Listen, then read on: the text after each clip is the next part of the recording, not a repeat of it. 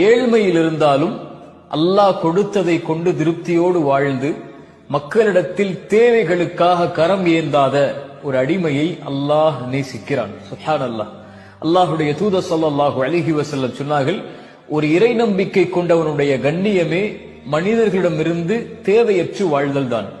மனிதர்களை சார்ந்து வாழ்பவர்கள் எப்போதும் நிராசை அடைந்து கொண்டே இருப்பார்கள். ஏனென்றால் மனிதர்களால் மனிதனுக்கு முழுமையை கொடுத்து திருப்தியை கொடுக்க முடியாது. படைத்த ஒருவன் தான் மனிதர்களுடைய தேவையில் அவர்களை திருப்தி அடைய செய்ய முடியும். உங்களுடைய தேவையில் நீங்கள் திருப்தி அடைய வேண்டுமென்றால் அல்லாஹ்வை அழையுங்கள்.